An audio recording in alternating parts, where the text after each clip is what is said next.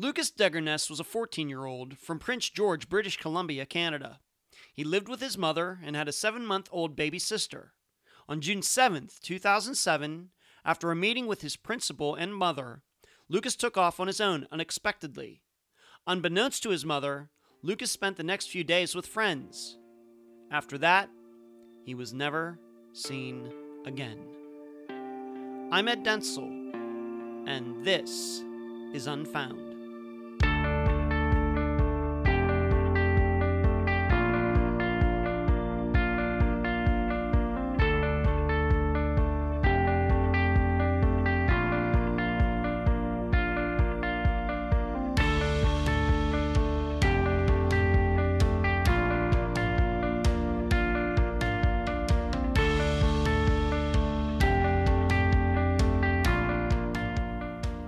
As many of you know, I've been going through a tough time with my mother. She was very ill, and in fact, she died on November 28th, 2018. The most positive thing I can say is there wasn't anything I wish I could have said to her that I didn't. We spoke very often, and well, we could be blunt with each other at times. Don't get me wrong, we had a great relationship, but there's a reason I haven't lived near home for 20 years. I always wanted to be far enough away that my parents would need to call first before coming over. What I'm saying is, as I write this, I think she and I have left everything on the field, as it were. And in fact, the last words she said to me before they put her on sedatives was that she wanted me to work on Unfound and not miss a Friday. That's a true story. I bring this up because other mothers and sons aren't so fortunate, as in the case of Lucas Degerness and his mother. He had something to tell her both the day before and the next morning when he, without explanation, left his school. It seemed urgent, but they both agreed to talk about it later. Then Lucas disappeared, and both his mother and the rest of us are now left wondering, could the key to his disappearance be what was left unsaid? And now a summary of the case. Lucas Degerness had been through a lot in his first 14 years. He had moved twice with his mother for a variety of reasons. He had problems in school but seemed to have worked them out not long before he disappeared. Lucas had entertained the idea of trying to get into a gang in Edmonton. Yes, at 14 years old, through the older brother of a friend. Luckily, that didn't happen. His mother caught wind of it and moved herself and Lucas back to Prince George and to safety. And on top of that, his mother had given birth to a little girl. So on June 7th, 2007, Lucas's mother had an appointment with his principal. The issue was that Lucas claimed he was failing multiple subjects, something that turned out to not be true. After the meeting, Lucas was dismissed while his mother and the principal continued to talk. When they were done and exited the office, Lucas was gone. He hadn't gone to class. He wasn't found on campus, and no one had seen him after the meeting. Lucas was seemingly never seen again. However, in the weeks and years after, Lucas's mother discovered that after the meeting, Lucas had spent 2 days with a friend of his and the boy's mother. Then he spent the 2 days on the other side of the duplex with a girl he knew and her mother, a woman who would be part of a bizarre coincidence later. After these few days, Lucas left, not saying where he was going. He was never seen again. The following issues have complicated the investigation into Lucas's disappearance. Number 1, Lucas's desire to join a gang in Edmonton. Number 2, the lack of transparency by adults early on who never related their sightings of Lucas to either his mother or the police. And number 3, an urgent talk Lucas wanted to have with his mother that never took place, the topic still being unknown. Lucas's family isn't sure what to think of his disappearance. They are open to all possibilities. The interview for this episode is with Lucas's mother, Gina Degerness. Unfound news. The only thing I want to say in this section for this episode is to thank all of you for your sympathy, your condolences, and your support through this tough time for myself and my family. The private messages, the cards, and the flowers at the funeral are so beyond anything I could have expected from all of you that I can't put into words my deep thanks. I thank you, my dad thanks you, And somewhere, my mom is thanking you too. Where you can find Unfound. Unfound supports accounts on Podomatic, iTunes, Stitcher, YouTube, Instagram, Twitter, and Facebook. You can contribute to Unfound at patreon.com/Unfound Podcast. New Patreon supporters are Christina, Carla, Afton, Kara, Tana, and Blake. And at PayPal, unfoundpodcast@gmail.com. That is also the email address. And I need to thank Carol for her very generous contribution.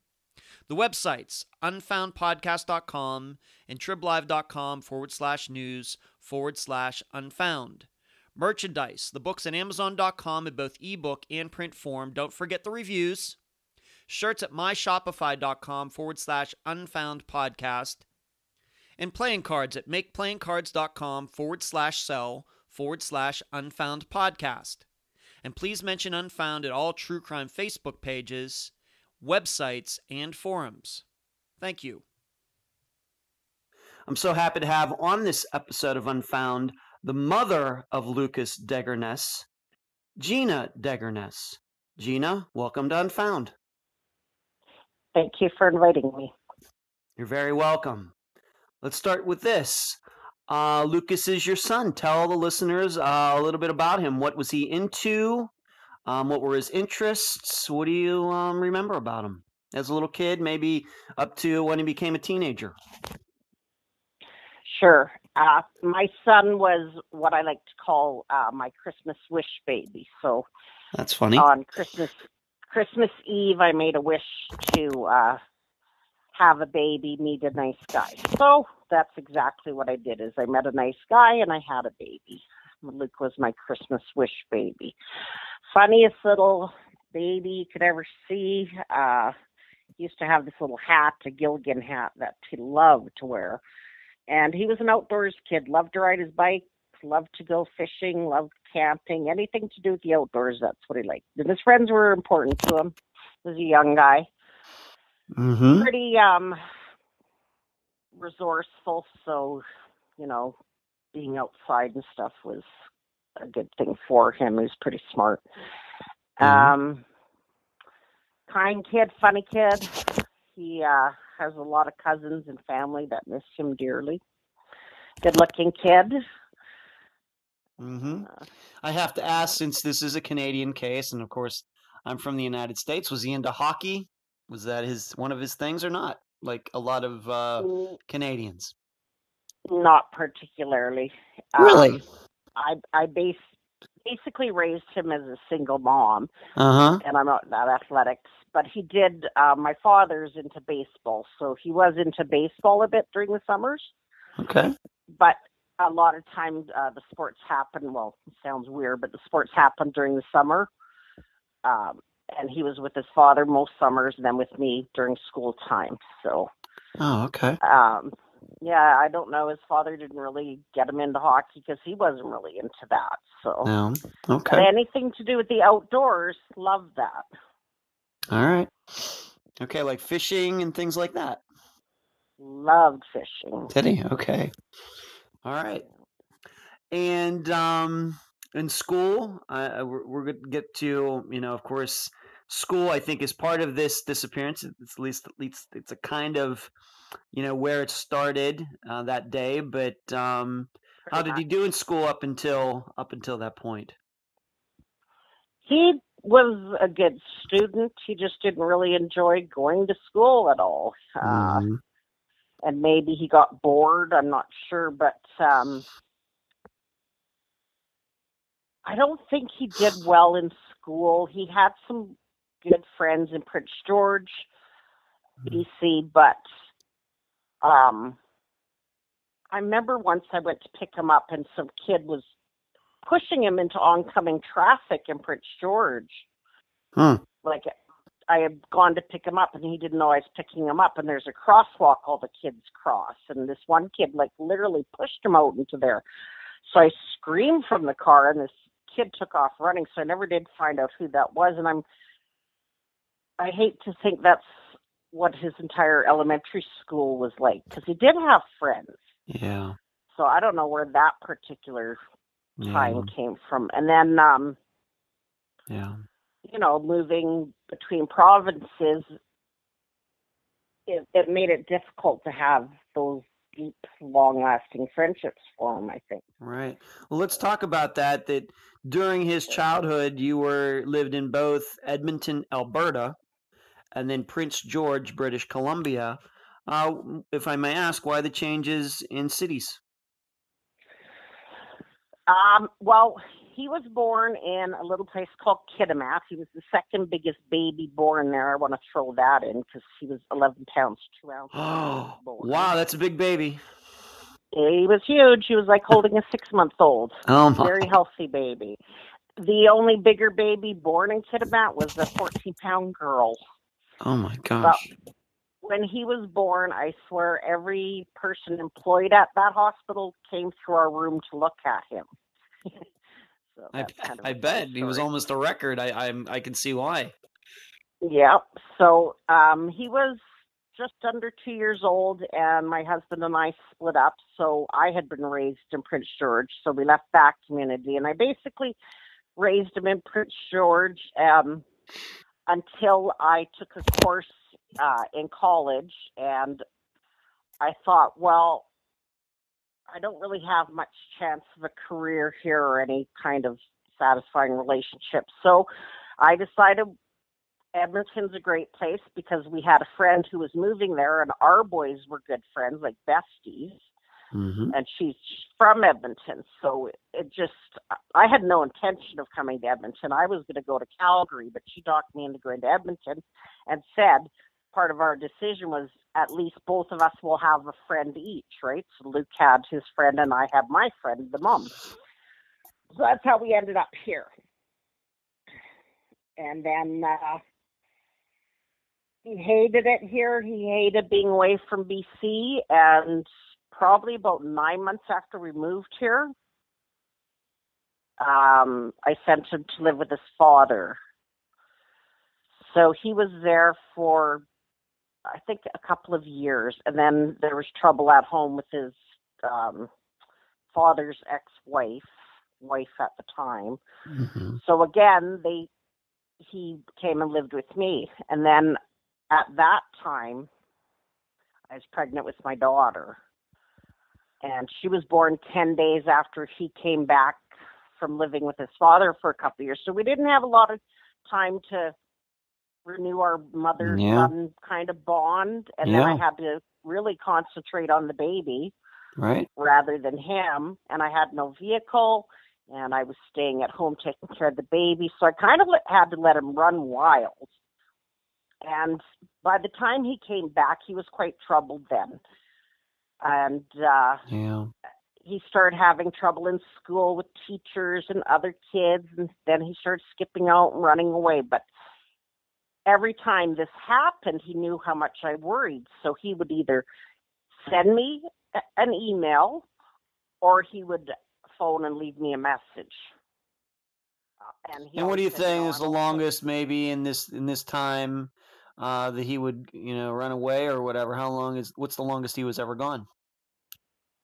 I think maximum was one time he was gone for like 3 days, because I knew where he hung out at. I didn't know his friends, but I had been there once or twice to drop him off for sleepovers. So I knew where he was.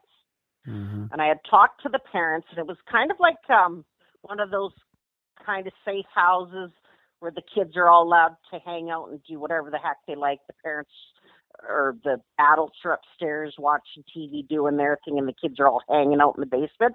And that's the kind of place that I grew up with as a kid, as a hangout, right? So I knew the kind of place he was. I knew he was safe there, so I wasn't too overly concerned about it. Yeah, and then... When did you, if I may ask, when did you find out, though, while you were in Edmonton, that he was maybe hanging out with some bad guys that might have been associated with gangs in Edmonton? When did that pop up? Well, I mean, that had to be very, very surprising. Well, he had said, I have a buddy and his older brother's in the blood gang. And I said, oh, great. I said, well, what about your buddy, is he into it? He said, oh, no, just his older brother. And I said, okay, well, just, try not to hang around with his older brother too much, because you can't stop these kids, right? And he told me his friend wasn't into it, so I just had to trust him on that, so I did. But then one day, there's a local chat site that the kids talked on here in Edmonton, and this is like 13, 14 years ago, so the internet wasn't that new. There's no FaceTime and all of that stuff. They just had like a chat with them, but they could post some pictures. Sure. But it was basically a real-time chat, which was pretty new at that time. And he had left his live chat open and went into the shower. Prior to this, he had quit hanging around mall he used to go to. It just stopped all of a sudden. He'd go to this place daily, would get angry if I wouldn't let him go to this mall. And then one day he just stopped. So I thought, well, there's something up with that. He left his chat open. Being nosy, wondering why he suddenly stopped going to this mall, I decided to go look at his messages. And that's when I read a message that he had sent to this buddy, and his message said, can you ask your brother how I can join this gang? Oh, my. Well, he was still in the shower. I read that message. I just left it as it was, got on the phone and booked airline tickets from Edmonton to Prince George. Right away. That he wasn't even out of the shower, and I had done that. Wow, that's quick. Yeah, well, my blood ran cold, right? If there's anything in my power to not allow my son to join a gang, I was doing it. Yes. And that's all there was to it. So I hustled him out of here as fast as I could get him out of here to avoid that potential, right? Mm-hmm. So and you went back. Where did you go? Where'd you go? Well, I sent him with my sister and her husband to Prince George, and I was trying to get custody of him before I went back into BC. So me and the baby waited for about a month and a half, and then we followed. And the reason I sent him ahead of us was because he refused to go to school here in Edmonton. So to get him back into school, I sent him there, and they put him back in school, and he was doing okay. Like, he was actually going to school, going back to class and stuff like that, and things seemed to be pretty good. And then by the time I got there, and it was just this chaotic life situation going on. I had, the baby's only 7 months old, and I don't really have my own place, so I'm staying with my sister, and at that time we really did not get along well, and I'm staying with my father, and my mother came with me, and I was trying to find her a place.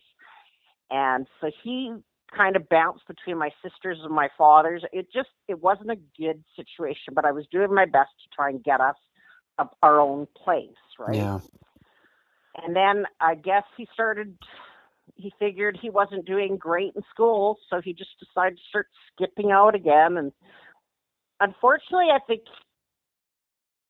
he gravitated towards the troubled kids and was trying to make an impression with them, right? Because those were the kinds of kids he hung out with, the tough crowd, I guess. So it just wasn't good. So then I found out he was skipping school, and the school called me and wanted a meeting. So I took him to this meeting the night before. He had really wanted to talk to me about something important, but it was 1:00 in the morning, and I said, we have this appointment 8 in the morning, and Grandpa's giving us a ride. So you go home, go to sleep. We'll talk after the meeting. So this would have been like June 6th, 2007, that this conversation took place. Correct. Okay. And I have to just ask something. Usually, for a lot of places in the United States, for a lot of cities and states, by June 7th, school is over, but school was still in session in Prince George, BC at this time. Oh, yeah. School goes to the end of June. Okay. All right. Okay. Yeah. Thank you. And you're welcome. And he, I think in most Canadian cities and America, as far as I know, you have elementary school, you have middle school, and you have upper school, however you word it. Yeah. Here we call it elementary, junior high, and high school. Sure. But then there's exceptions. In Prince George, they did a pilot kind of thing. So they had elementary school, which was preschool to grade 7. And then in grade 7, you could either go into one of the 2 or 3 junior highs that were in Prince George, or you could go into this grade 8 to 12 high school. And that's where he went to. So he was in middle school, but they called it high school. Okay. And there was at that time, I think there was between 1,500 and 1,800 students attending this school. So he was kind of lost in the crowd there, but he thought he was failing. And I think that's part of why he just decided, it doesn't matter, I'm failing anyway. And he started skipping out again, right? Had better things to do. During any of this time, before he disappeared, just in those maybe few days before this meeting took place, did he ever talk about he himself going back to Edmonton? Did he ever mention gangs or anything like that, being that he was frustrated with his school? Yeah, no, he never mentioned gangs ever, except that one conversation we had. Okay. Right, when he told me his older brother, his buddy's older brother was in that gang. That's one and only time he mentioned it, right? Okay. And he had asked before we moved, he said, he had told me he didn't want to move from Edmonton because he had finally made some friends and he was settling in. And I said, well, I'm sorry, too bad, but we're going back there. And I didn't tell him it was because I found out he was trying to join a gang. Yeah. I just said, it's time for us to go back there. You can be with your old friends, who at least I knew the moms were quite good friends and they weren't gangs, you know? Yes. They were good guys, and they're all young fathers now. One's pregnant and married, and so's the other one. Well, he's not pregnant, his wife is, but, you know, they're all young adults now. So it's funny to see them like that. I mean, I love them dearly too, but I sure wish she was around to see all that. Right. So the night before, he's telling you that he has something you want to talk about, but you thought that you could just move it off to the next day because, like you said, it was already late at night, like 1 a.m. or something. And so the next morning, he still wants to talk to you, but you go and have this meeting. What goes on at this meeting? What do you find out? Who are you talking to at this meeting? You and who at the school? It was the vice principal, assistant principal, whatever his title is. We call them vice principals. Okay. Here in Alberta, they're assistant principals. And found out that he was not failing except for one class. I can't remember which one it was. It might have been English. I'm not exactly sure. But he could make it up by going to summer school, and it would consist of 1 or 2 classes a week throughout the summer, and he was refusing to go. And I said, well, too bad, you're going to be going in order not to fail grade 8. You only need to make up this one class. You know, you're not going to fail, but you'll be behind next year. So anyway, he agreed to do that, and then I said to the principal, excuse me, vice principal, I said, well, does Luke need to stay here for the remainder of this meeting while we're working out the details, or can he go to class? And he said, oh, he can go on up to class. So we sent him to class, and that's the last time I've seen him. Okay, so you have this meeting, and you come out after this meeting, and he's not there. What do you and this vice principal do?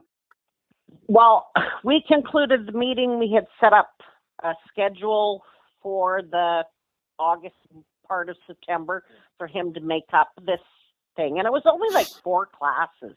It wasn't a heavy schedule.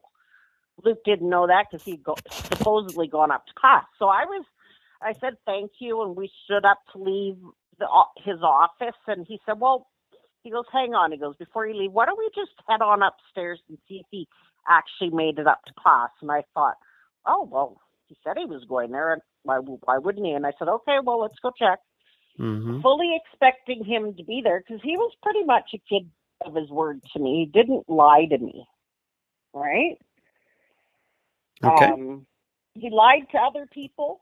He stole from other people, but he didn't lie to me. And he knew I'm a worrywart. So up until this point in time, he always communicated to me that he was safe, he was okay, he'd be back the next day.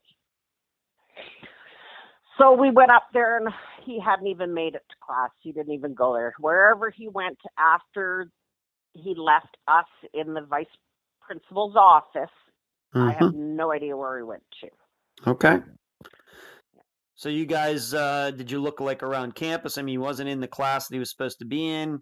Did you look around the campus? Maybe please. The vice principal and I, these guys and women in command know where the kids hang out. They may think they're sneaky, but they know.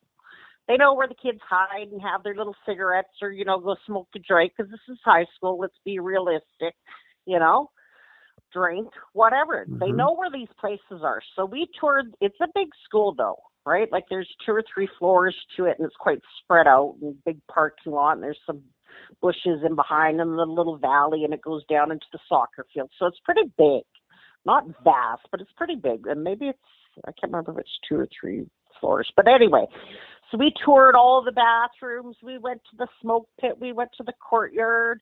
We didn't go down into the fields because it's quite a hike, but you can see them. There's nobody on the fields. Classes are in session. He wasn't anywhere to be found there. And maybe, for example, did the vice principal talk to any students who might have known your son to ask them if they saw Lucas anywhere?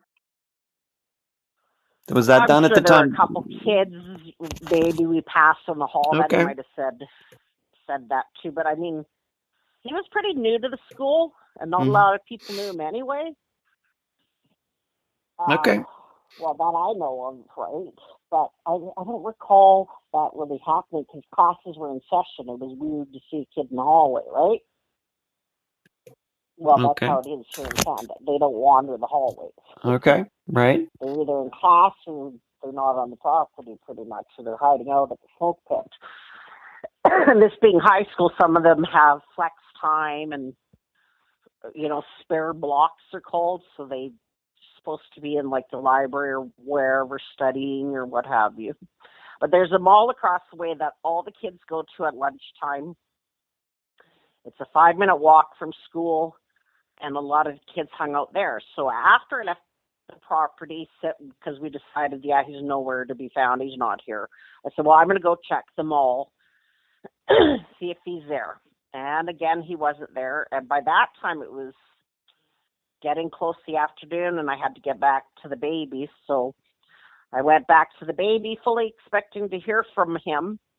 And sometimes he had messaged after I fell asleep and messaged me on Facebook or whatever, because, we were on Facebook, saying, I'm okay, Mom. I'm going to be at he wouldn't tell me where. I'm at my friend's.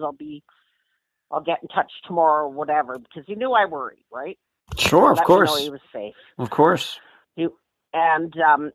I got up in the morning, and there was no message, there was no phone call, nothing. So I waited for him to show up, thinking, well, he didn't message me or anything, so he's going to be showing up pretty quickly, because you'll know I'm worried. And by the time about between 9 and 10 a.m., I realized, hey, this kid's not showing up. So that's when I went right to the RCMP, and they right away started looking for him. They put the word out right away. Okay. So at this point, it's the next day that you hadn't heard from them the rest of the day. Nobody had seen him on June 7th, told you about anything. You were thinking that this is just going to be like you said, like some of these other times, like when he went away for 3 days. It would be one of those situations again, but you get into the next day and you haven't heard from him. You get worried. You contact the police. Could you point them in any direction, maybe to an area of town or a particular person, or were they kind of starting from scratch? No, he had a buddy that was a little troubled at that time too, and that was who he was hanging around with most of the time. So I sent them right to him. Absolutely. And it turns out that is exactly where he stayed for the first couple of days. Okay. Well, that I know of. Okay, we'll get into that in a little bit, how you found that out. But over those first few days, the RCMP, Royal Canadian Mounted Police, were looking around and really at that point could not find any leads, I guess, is what you're saying. Right. Okay. Correct. And I'm sure at that time when it went day after day and you hadn't heard from Lucas, obviously your anxiety is rising second by second. Right. Okay. Right. Did the RCMP give you any explanations or any ideas, theories at that point? And we'll get into what actually you found out. But at that point, could they give you any help at all? Anything? They were kind of like me. We're looking for your son. We know he should be home. Mm-hmm. We're actively looking for him. And they were following tips and leads because people were, going. Prince George is based on rumors. So, they're rumors and they were following them up. And how I know this is, they came and got me one night and said, we heard your son's at this guy's place and we'd like you to come with us in case he's there. Mm-hmm. And this guy was a drug dealer and had some kind of relationship with the police. Probably got busted by them before or something. But the police went there and said, hey, look, we're not here about your drugs. We don't care. We were looking for this kid. He's 14 years old. We were told he was here. Can we look? Can me and the mother look? And it was the RCMP talking to him. And he said, yeah, okay, just you. And he said, this one constable and I could go in there. So he let us into his place. And we looked everywhere except for the closet. I forgot that part. So we left there, not finding him. And then the police said, well, did you check that closet? And I went, well, no. Well, did you check under the bed? And they said, well, no. And so then I asked this guy to let me back in just to check those two places. And at that point, he said, no, forget it. We're done. We already let you do as much as you could. Okay. So I know they were looking for him. Believe me, they were. I know they were. Okay. And then, traditionally here in the United States, once again, things may be different in Canada, were any searches organized in any particular area, a bunch of people get together and maybe canvass an area, anything like that? Yes. There's what's called the Hudson's Bay Slough that runs through Prince George. Okay. And I have been to Vancouver, and I got a story in the paper when I went looking for him in the downtown east side. And somehow the Prince George has the search and rescue team, but BC also does, the province of BC, and it's a much bigger unit. Anyway, there was a rumor that my son was killed and put into the Hudson Bay Slough, and it's been rumors for years that many people have been disposed of in this Hudson Bay Slough. So it's a big slough, and then it's canal that runs through all the way through Prince George. And I didn't realize how huge this slough is until this search was conducted. But the BC Search and Rescue came from the Lower Mainland and searched for him for 2 or 3 days, and they scoured the big part of the slough, and they went through the canals. And I watched it for a while. I was working at the time too, and they wanted it kept really quiet because they didn't want people coming and disturbing their search and what have you. So we didn't tell any media or anything that's what they were doing until after they had done it, right? And I was fully expecting them to find other bodies. They didn't find anything. Now, once when they were like the first night or the second day, I went to the parking lot where they were all parked, and all of a sudden there's all this activity and people were scurrying everywhere, and then all of a sudden they said, oh, I gotta go, and they took off, and I knew they found something, and I was freaked right out. I didn't know what the heck they found, but I had to go to work too.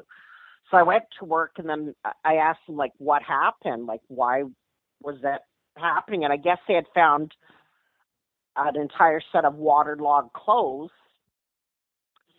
and they sent that for DNA testing, and they never did find his DNA on that. So we don't know where those clothes came from. But anyway, I was grateful nobody else was found in the slough. But yeah, but Lucas wasn't either. Lucas wasn't either. So it sounds to me And like the RCMP gave it a really good shot.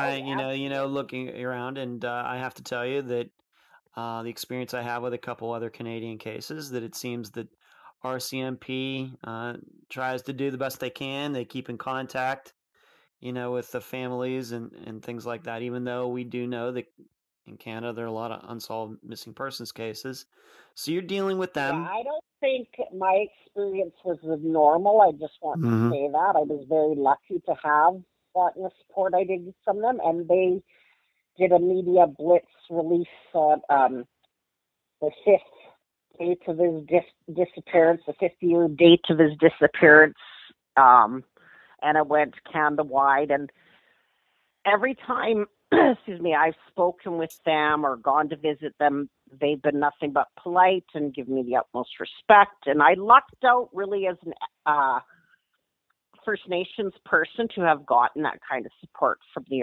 Yeah. RCMP. I do have to say that because I Okay. don't think uh, that is the normal for a person of First like Nation. myself. But I also, his grandfather is one of the whitest man I know, and he's Okay. very persistent. Like Okay. seriously. So my father, excuse me, was an incredible support system too. Like he to this day phones them and says, "Hey, what are you doing about my grandson's case? What are you doing? Where are you working? Any tips?" Like, I think he's more persistent than I am. Hmm. Okay. So I'm sure that's where a lot of this. And plus, my uncle was the warden of the prison in Prince George. So I'm All sure right. So my you had a father couple. got. You had some people on your side who were working, and then you had a couple connections. Well, I didn't personally, but my father may have Hmm. behind the scenes kind of done that thing, right? Like, and to this Great. day, my father has never given up hope. Okay. All right. So they did My all these hero. searches, but you have already mentioned that at some point later, and you're going to have to please. So this is like June 7th, June 8th, June 9th, June 10th. They're looking around. They did the search in some areas. They found some clothes that you don't think ended up That was being. Please. that search of the slough was a couple years after. Oh, it was a couple years after. Okay. Yes, it Okay. wasn't immediately. No, there was Uh, nothing really immediate other than myself and all of my friends. And believe me, I have a lot of friends there, and they're street level people, drug dealers, hookers, upright mhm. citizens. I have a lot of friends in all walks of life, and I had everybody looking for him. It's pretty weird that none of the drug dealers had seen him. It's pretty weird that the cops weren't able to find them. Like, this kid could hide good. Mhm. If Well, at his some point. one friend had just fessed up, I would have had him. But Well, let's that talk friend about let's still let's no. let's talk about that. At one point after he disappeared and you're looking around and you're not hearing any news or anything. At what point did you find out that Lucas, when he left the school, he went to actually somebody's house? When did you find that out, and who is this person? That was his good friend, and I found out probably a couple months after it happened. Wow. Yeah, Okay, because and why do you think that Lucas? Why do you think that Lucas picked this place, and why do you think this person kept their mouth shut? that was his best buddy at the time. That was the one he hung out with all the time, and they're kind of shady people anyway. I don't Mm, know if they were. I know they smoke pot, so maybe that's the only reason why they didn't want to get busted for cannabis use. hmm. And that's all it takes. Maybe. I don't Maybe. know. I didn't Okay. know these people well. I just knew them. I call them friends, but they're more acquaintances than anybody, right? Like I knew the grandma better Hmm. than I knew the mom where he stayed at. But she's the one. The grandma told me a couple months after, "Hey, I found out that Luke was staying at my daughter's place. You better talk to her." So I talked to the mom. Then I talked to him, and I'd already talked to his buddy quite a few times, right? Like I go track this kid down, and nail him and say, "Where's my son? What do you know?" And this kid never had anything to say. I don't know where he's gone. He's just disappeared. I haven't heard from him. So let me just get this. Let me make sure this is completely clear then. Lucas went to this friend's house, and during your search for him in those couple months, this kid was questioned about Lucas's disappearance, and he never said anything about Lucas staying at his house for a couple days. Is that right? That's right, because Okay. I couldn't find this kid for a few days, right? Mm-hmm. And it took me a few days to find out where he lived and who his mom was and all that stuff. So I did do that, but Okay. I didn't know he had stayed there until a couple months after it had already happened either, right? Well, I know that, but what I'm trying to establish is you actually, or somebody actually talked to these people before you found out from the grandma that Lucas had been there. Somebody at least had talked to them about Lucas disappearing, and they claimed they had no knowledge of him running away. Well, I don't know who they talked to, but when I talked to the mom said, "I found out that he was supposed to be at home, so I said he couldn't stay here anymore. Plus, my boyfriend was coming in from camp, and he would have been pissed off finding out that your son should have been at home with you." And I said, "Well, thanks. I appreciate that, but, you should have let me know as soon as she found out that he was supposed to have been at home. She should have phoned me and said, 'Hey, your kid's okay. He's here. Just wanted to let you know.'" But that's not what happened. All right. Is this mother then claiming that she didn't know anybody was looking for Lucas the 2 days that he was at her house? Is that what she's saying? No, not at all.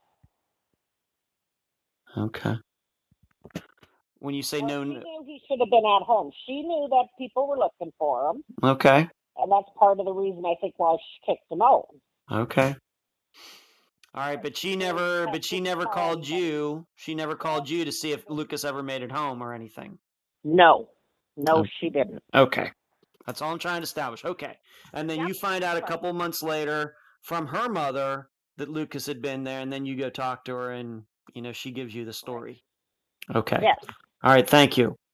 All right. So you find out that had to be very saddening and had to probably anger you quite a bit at the same time. Oh, absolutely.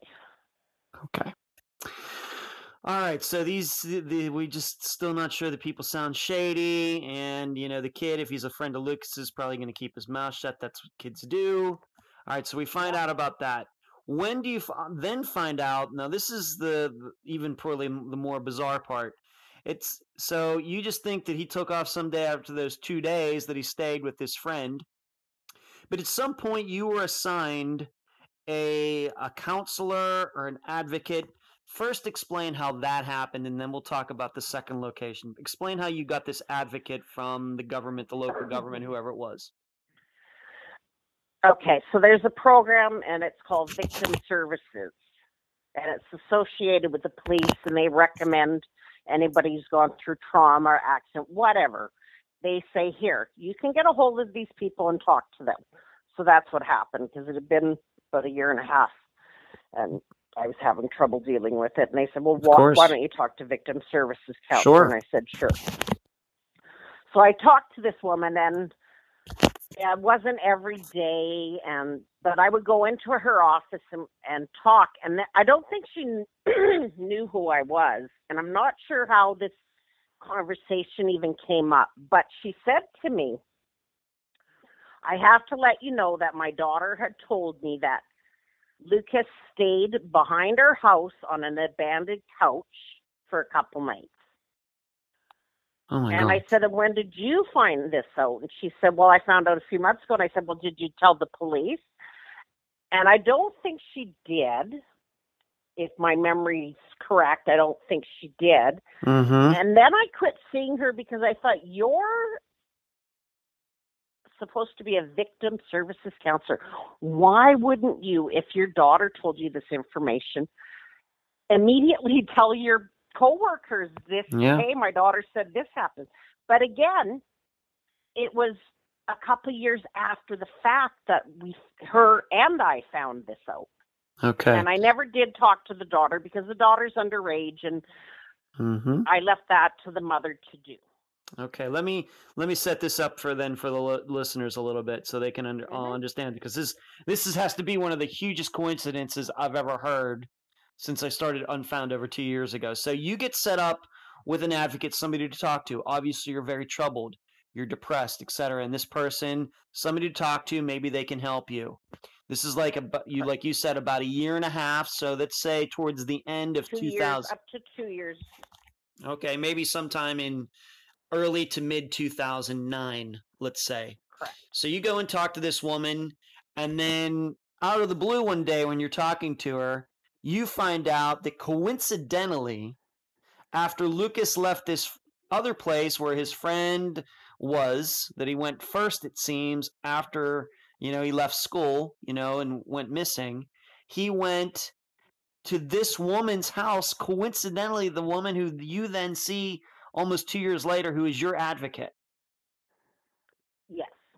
That's a crazy story. I believe it, but that is one crazy story. I mean, you must have about fell over at that point from astonishment and everything else. I mean, what a coincidence. No, because it's Prince George. Yeah. I wasn't that astonished by it as you are. All right, okay. I've never been to Prince George. So, I'll take your word on that. No, okay. It's a pretty spread out community, but everybody knows each other. There's 70, 80,000 people, but there's only limited schools, and all the kids seem to know each other, right? Okay. That's just how this community works. Okay, so at that time, anyway. So okay, so if turns out, please, his best buddy, where he supposedly stayed for the first nights, the 8th or the 6th, 7th, and 8th, I'm going to say.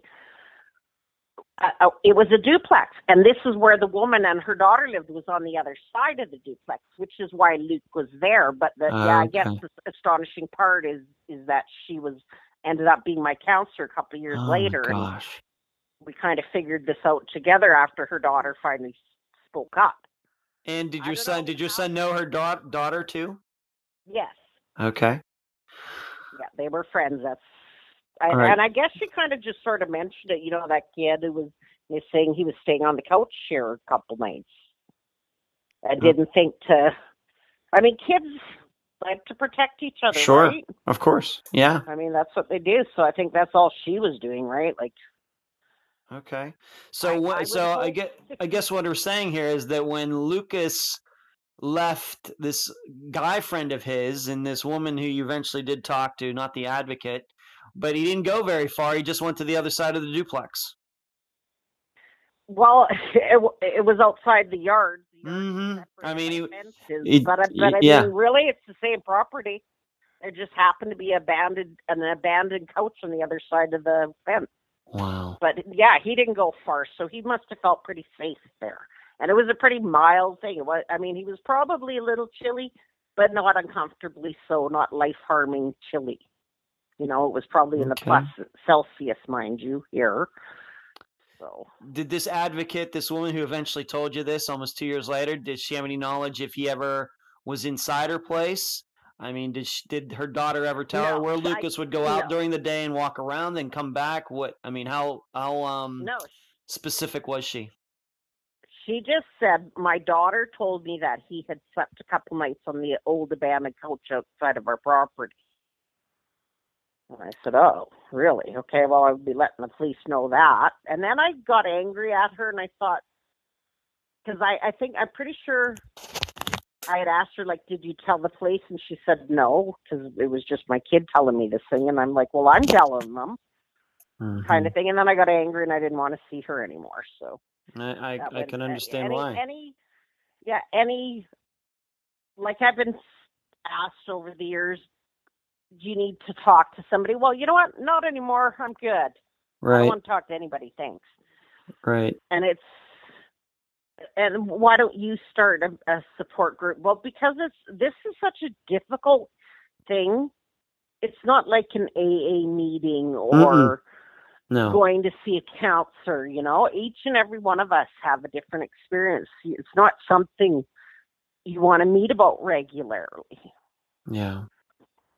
I mean, there are Right. some support groups, but it's too heavy and too tragic and heartbreaking and you name it to be able to do something like that. Like, I've stepped back from a lot of the awareness raising myself because it's, over 11 years now.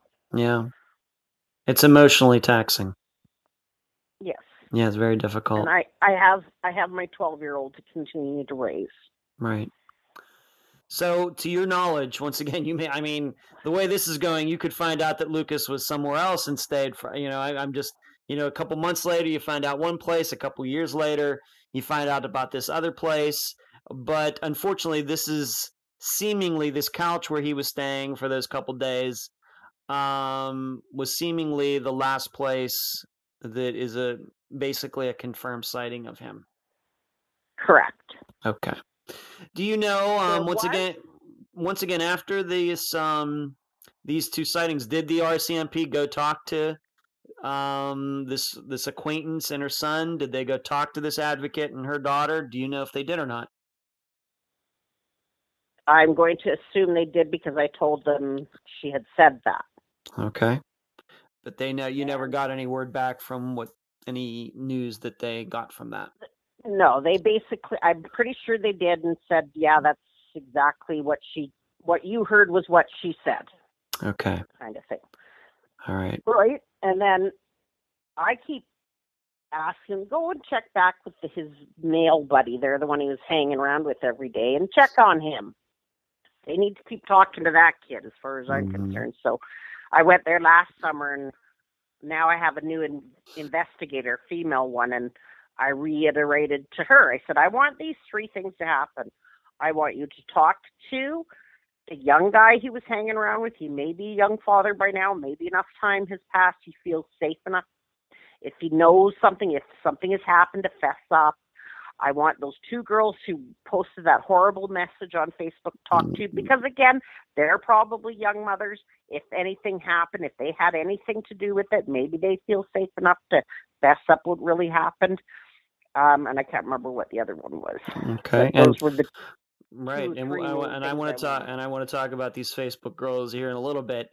But you had also told me that when he showed up at the first place he was staying, he actually had food with him. You have any idea how he would have gotten that food? Did you tell me that he had like frozen food or something? Apparently he had like frozen hamburger patties, buns, and all the fixings to fry up a burger, but then he didn't have anywhere to fry it.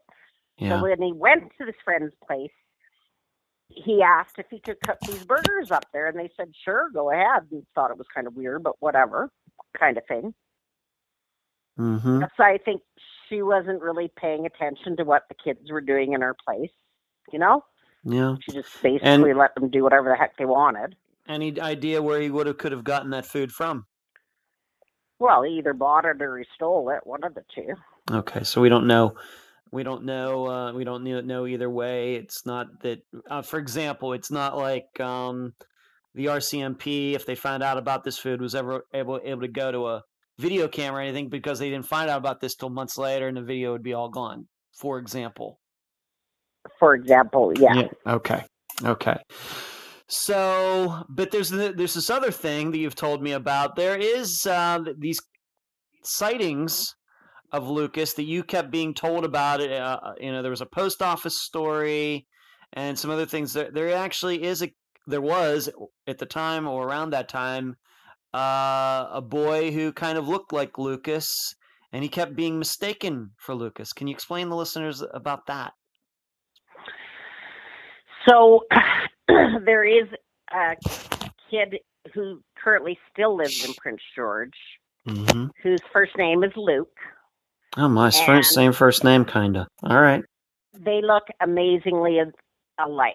They look so much alike they could be brothers with the same name, the same age, went to the same school.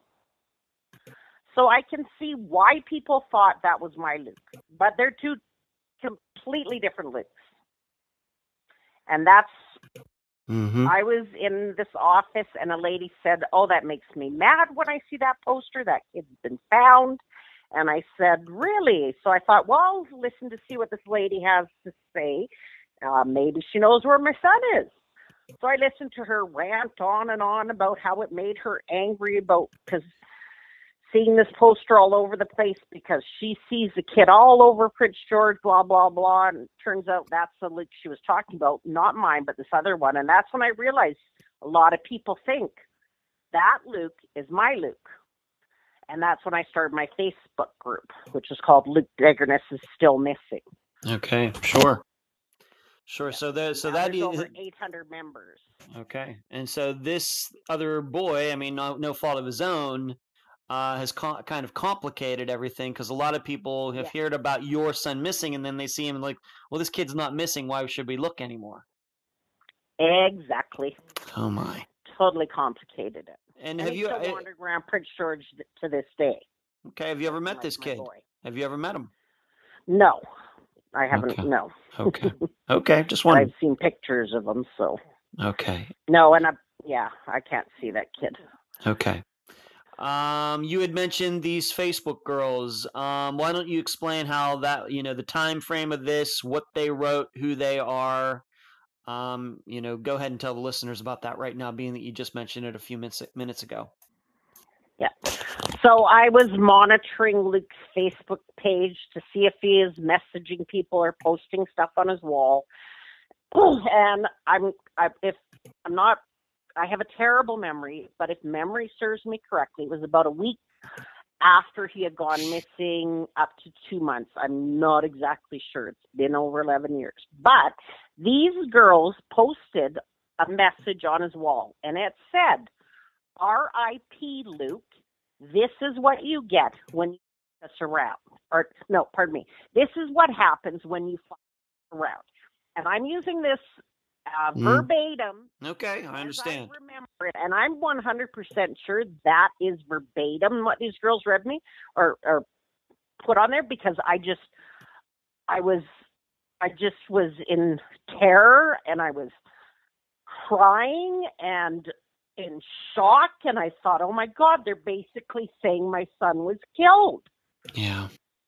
As soon as I read those verbatim words, I picked up the phone, I called the RCMP, and I said, you look at this message right now, you find those girls, and you talk to them. Now, these girls were out of Edmonton.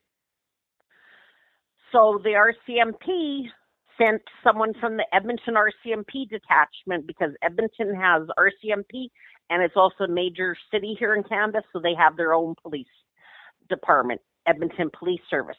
But they sent the Alberta Edmonton RCMP, they sent someone from there to talk to these girls. And then the girls, this is what I was told, I'm not sure the timeline on it, but Please. after the RCMP talked to them in Edmonton, they said the girls were just fooling around and posted that because apparently one of them, Luke, got into a fight with the girl's boyfriend or something, so that's what they wanted to put on his wall. They were just joking and didn't mean any harm by it, but they were mad at him. All right, so these would have been, even though these, we have to just keep in mind, Lucas disappeared from Prince George, which is in British Columbia, but these girls were from Edmonton, which is in Alberta. Okay, so these girls didn't go to the same high school as Lucas did at the time. The only reason they knew him from when you two used to live in Edmonton, and they probably hadn't seen him for months. Well, no, because this was only a couple weeks after. Okay, so they had just seen him within so I'm going to say end of June, first week of July is when this message was there. Okay, and when do you think that they would have last seen Lucas in Edmonton when you guys were there? It must have been probably February or March of 2007. Just to be clear on this, Gina, when did they write this message on Facebook that you finally did see it? How soon after Lucas disappeared? It was only a couple weeks after he disappeared that they posted this message directly onto his wall. Okay. And when do you think was the last time that they had even were around Lucas? When do you think? How long before that? I'm going to say 2 months prior to that. Okay. And of course, this would have been before you sent Lucas to Prince George, and then of course you moved later. That would have been Correct. okay. All right. And so, like you said, the RCMP tracked them down. They said that they said it just for fun. Do you believe that? No. So does that mean? Do you think they know something more than they've said? Yes. I see. Okay. I have two possibilities. I think his male friend in Prince George, same age as him, that he was hanging around with, that he spent the first couple of days with, knows where he went. I'm thinking because we don't really have anything after the first week of June, so make it mid-June. Okay. There isn't any rumors or anything. He's just kind of vanished from Prince George. I'm thinking he's probably made it back to Edmonton at that time, which is when those girls posted that. And I was also getting it on Global News Canada-wide, so it was all over Facebook, so those girls seen this. They knew that he was missing. I'm thinking maybe he did come back here, and maybe some harm did come from him because of these girls.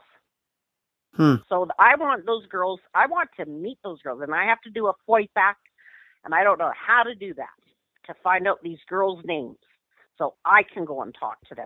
Because they can send the RCMP again, and I wish they would tomorrow. I wish they would have done it yesterday. These girls need to be talked to again, being that they might be young mothers. Maybe they're feeling guilty now. Maybe they need to get it off their chest. Possible. And I would love to be there when they get talked to again. I would love to go talk to them personally myself. So I guess I have to figure out how to do a FOIP. And I should have done this years ago, but you know what? This is a tough thing to do. So I don't know how to do it. And that is, just so the listeners know, what you're talking about in the United States is known as a FOIA request, where you can, of course, it's called a little, something different in Canada, where you can fill out this paperwork and get all the information on a particular case. Freedom of Information Protection Act, I think it's called. Okay. Something like that. Right. Freedom of Information Protection. Right, and you're right. And they FOIP everything over here. Right, and you're right. Just because you fill that all out doesn't mean you're going to get anything. I mean, at least that's the way here in the United States. You can do all the paperwork in the world, and sometimes you get stuff and sometimes you don't. It just depends. Well, and here's the thing too. They can give me that and have the name blacked out too. Sure, they could do that. Yeah, but I guess what you're saying is, unfortunately, at the time when you saw that, you didn't write their names down, or maybe you did and you've kind of lost it or something. You just... Oh, yeah. Yeah, okay. Yeah. Then I tried to find out, like, on my own, but I didn't know his friends here in Edmonton. I had nowhere to start. Like, I didn't know one of his friends here in Edmonton. Like, this boy he was friends with who had a brother in one of the gangs here, I have no idea what his name is. I didn't know it at the time. Okay. All right, so they would have posted something on Facebook and this would have been this is 2007. I mean, that's just when Facebook or whatever is just starting out. I don't even think I got on Facebook. Server somewhere. Yeah, it could be. It could be, but okay. I'm sure it's in the record somewhere. Are you sure it wasn't on? If I may ask, are you sure it wasn't on MySpace? You sure it was Facebook? Oh, I'm positive. I'm 100% positive because I read it on Facebook. Okay. I was on his page. And one of his friends had given me his password to Facebook too, which maybe you shouldn't put on the air. But I could go into his messages and monitor. We were monitoring all of that communication. Well, of course you would. That's a good idea. But you saw these girls' names, obviously, that they posted on Facebook. You saw their names at the time, but you didn't... Right. Once again, you didn't copy it or write their names down that you could find them now. You have to go through the police now. That's what you're saying. Yes. Okay. Now, I'm sure I wrote it down and copied it. However, I no longer have a record of that. I wish I did. Yeah. All right. So maybe it's a coincidence that their timing was writing that at the same time. Nobody heard from Lucas again, or it might be a coincidence, might mean something. We don't know. But no, because, okay, he used to love going to the certain mall in South Edmonton here, and one day he just stopped going there. Mm-hmm. And it was really weird, really odd. That's what made me check his messages, was because this happened. Right. I was trying to find out, well, why did he stop going to this mall? And then when I talked to the police after they had talked to the girls too, I guess it was kind of, maybe he had made a pass at one of the girls when she had a boyfriend and the boyfriend got mad. Is the situation, is what I'm thinking. Well, you know what? Today's day and age, that's enough for him to vanish, especially with the stupid gang activity they have all across Canada and the States now. And the gang, the gangs were looked into. There's that you never got any signs that he did try to go back to Edmonton and get into a gang like he was thinking about doing before he left? They wouldn't tell anyway, even if he did, because they prey on kids that age, because we have here in Canada the Young Offenders Act. So basically, they can get a criminal record and get thrown in kiddie jail, and then when they're 18 or whatever age it is, all of that is put under seal, and it doesn't follow them into adulthood. Yeah. And every one of those gang members know it and prey on kids to get them to do the dirty work because they know this law exists.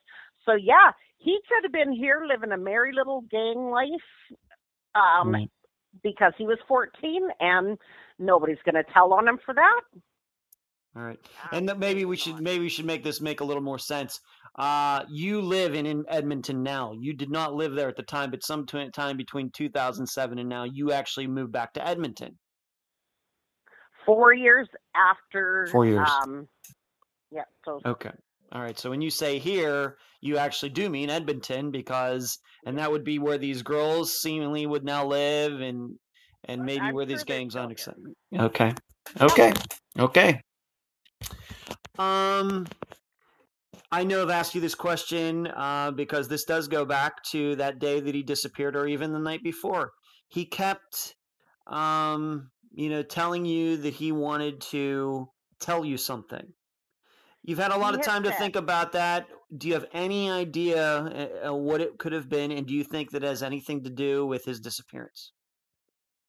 I absolutely do think it has something to do with it. And I think maybe it was some kind of decision he was making, because he said to me, I have something really important that I really need to talk to you about it. And he really emphasized the really part of it and important. It was just terrible timing. Yeah. Absolute terrible timing. And I will regret that until I see my boy again, that I didn't make the time. I know. To have that really important talk. So my advice to any of your listeners, listen to your kids. Yeah. If they say something like that to you, you make the time, no matter how inconvenient it is, to listen. If it's important to them, it's important. What do you think this? You said he made a decision. What do you think that means exactly? What do you think the topic was? I'm not a parent, so it's easy for me to talk, but I was a 14-year-old at one time. And, my perception is kids don't make, kids get told what to do. And it seemed like Lucas was having his own issues of going to school and everything. But what would that have meant? He, made a decision. What would the topic be? Maybe. Well, I'm thinking it had something to do with the gang. Like, that's what I took him. I was taking him away from, was joining that gang. But because of the internet, who's not to say he still wasn't in conversation with the kid from Edmonton, right? Yeah, it's entirely possible. Very possible. The kid said, hey, you know what? Leave your family. They don't care anymore. You come be with your family up here, because that's how they also operate. They delude these kids into thinking they're the family, and they're absolutely not. Right. When I think about that, I can understand why. So we have to entertain the possibility that he, after he left that couch that he was on, he somehow made it back to Edmonton and maybe got involved with this gang and something happened. Yep. It's possible. It's a very good, Absolutely. Oh, very good. absolutely. Okay. Yep. I think it's a And really great possibility, right, but unfortunately. unfortunately, not a lot of facts to go along with that, except these girls who posted that message. Mm-hmm. But 14-year-old girls say a lot of things on social media that they don't mean. Mm-hmm. So it's Yes, it's it's really hard to say. It's just it is. Yep, very absolutely. difficult to say. Okay. And and I just have to ask you this: any new leads within the last few years at all? I know, I know just this earlier this year there was a article that I've seen where they covered Lucas's case. Any leads at all in the last few years? Anything of any potential? Well, again, I'm not clear on the timing, Mm-hmm. but the last one was after an article had come out. Somebody had phoned the one, they have a kids helpline here in Canada. Somebody had called the kids help phone line. As far as I know, I'm not exactly sure if that was even the correct place, but whatever. They called and they said, I am Luke and I need to talk to my mom and I'd like you to let her know I'm okay, kind of thing, and I'll call back. Well, I didn't know that had happened. I just got this really weird phone call from the RCMP, and they said, we want to do a 3-way call with this organization that received that call. And we're going to ask you some basic questions. It's going to sound a little weird, but we just want your honest answers, honest reactions, and then we'll tell you what it's all about after. So I had this weird 3-way conversation with me in Alberta, the RCMP in BC, and this organization in Manitoba, without telling you its name. Okay. And it was really basic questions, and I thought this was kind of odd, but whatever. I answered them to the best of my knowledge, and then we got off the 3-way recorded call. I'm assuming it was recorded. And then they told me, the reason we're asking you this is because the caller phoned in claiming to be your son. And I can't disclose what was discussed, but Okay. I'm going to say it was either my son or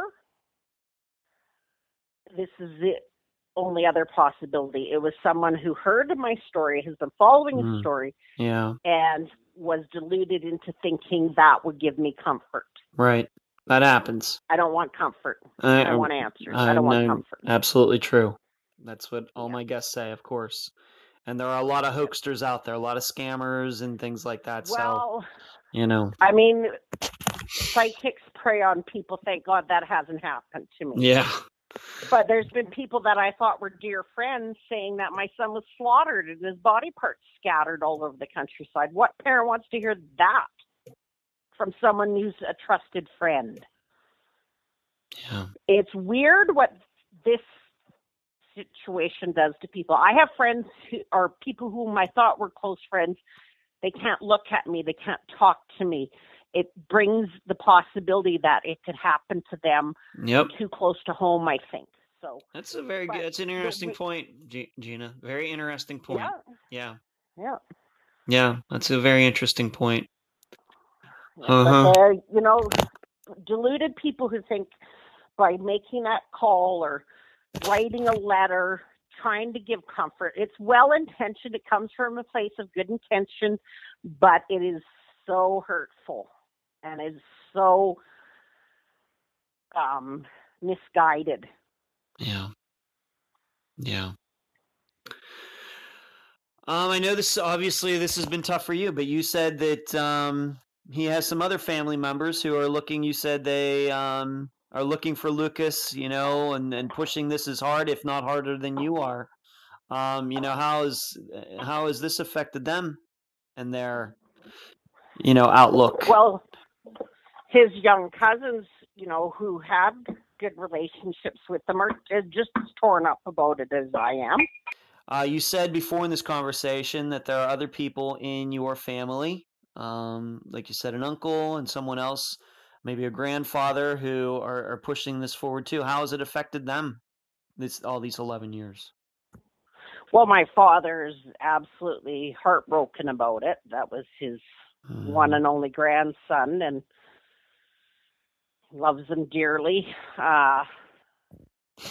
He has an older brother who's married and I believe has two kids, and he's never met his sister-in-law or the children. His father had a heart attack, as far as I know. Probably hasn't met his fifth wife. Multiple cousins his same age cry and message me, wanting comfort from me and for us to comfort each other. It's tough all around because his one aunt recently contacted me. I can't remember what for, and we had a really good heart-to-heart talk. Mm-hmm. And I think his father was, for the first few years, because he had a brother, there's like 20-some years between them. His brother, Luke's uncle, had gone to the downtown Eastside Vancouver and just like vanished from their family for a few years. So Carl, his father, had been through this kind of situation before and kind of figured when Luke's ready, he'll just show up. Yeah. But you know what? He ain't showing up. No, he hasn't. Not yet, anyway. So finally, his father's kind of acknowledging that something's not right, Yeah. That I don't really care because whatever. Okay. We have totally separate lives, but I'm glad he acknowledges it now. Took him a while, but then when I found out why he was like that, it made sense. It was like, oh, okay. He really thought that our son was, just doing his thing, and when he was ready, he'd be here. Well, I think after 11 years, he'd have already been here. Yeah. That's neither here nor there. I mean, I could be totally wrong on that. You mentioned you have a Facebook page. Why don't you tell people what that name is and any other places that people can find out more information about Lucas and his disappearance? Sure. So my Facebook is called Luke, Luke, Degerness, Degernes, S as in Sam, is still missing. Okay. And it has 700 to 800 some members. That's my active group. That's where I post stuff about Lucas. I say, please share your memories with him. That's where the poster with his age-enhanced sketch is. And that's anybody who joins my group. It's a public group, and I'm going to keep it public, has my permission, unspoken, to print that poster as many times as you need and distribute it as you feel you need to. And then there's another one. It's called Luke Degerness is still missing, but it's a kind of an inactive web page that I monitor, and I started it, but there's not really a lot of members and stuff. I don't know. I'm thinking maybe I can use it someday. Okay. Post updates or whatever, but you have to put it in as Luke Degerness is still missing to find that group. Any other information that you'd like to find out would be under my name. You type into Google my name, Gina Degerness. You will see articles and blogs and interviews and pictures and posters and any information you need there. I also welcome any contact from the public to personally message me. Now, I may not see it for a while because they have that stupid little hidden message thing, but I still will answer questions to anybody who asks.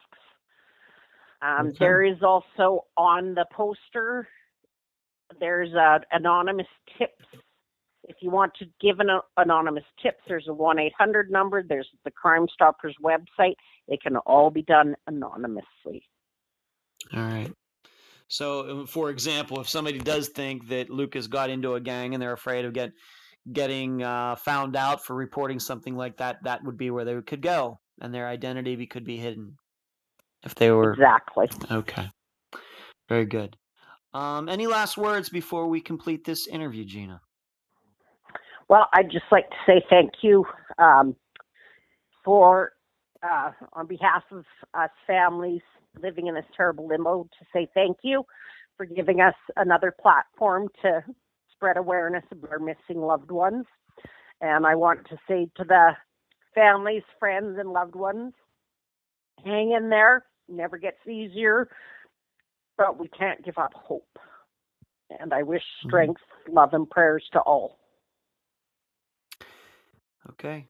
And Gina, I appreciate you being on this episode of Unfound. Thank you so much for the work you do. Well, thank you. You're welcome. And that was my interview with Gina Degerness, mother of Lucas Degerness. I thank her for joining me and all of you on the program, and I thank her for understanding the delay in getting Lucas's disappearance onto Unfound. I don't cover a lot of child disappearances, the reason being that many times the parents are responsible for the disappearances of their children. So that makes it tough to cover those cases because you never know who you can trust in those circumstances. So I felt good about covering Lucas's because of the obviousness that Gina nor anyone in her family is responsible in his case.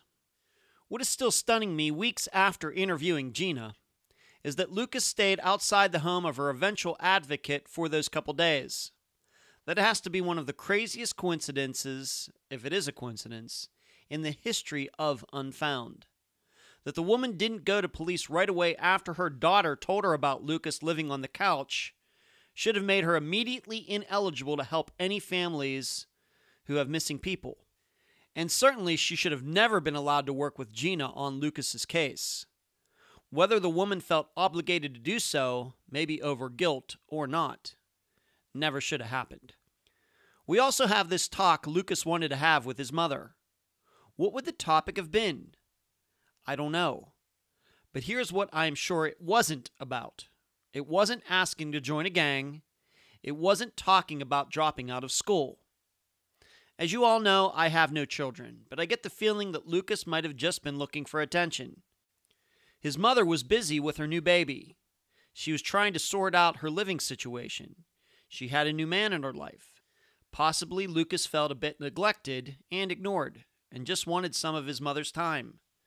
The proof of this may be that he exaggerated how badly he was doing in school. Lucas told his mother he was failing multiple classes, but he wasn't. What kind of kid tells his parents he is doing poorly in school when he isn't? I'm guessing one that is desperate for attention. So then, what happened to Lucas? I can't say for sure. But I think those girls who posted that he got what he deserved were surely just being trolls.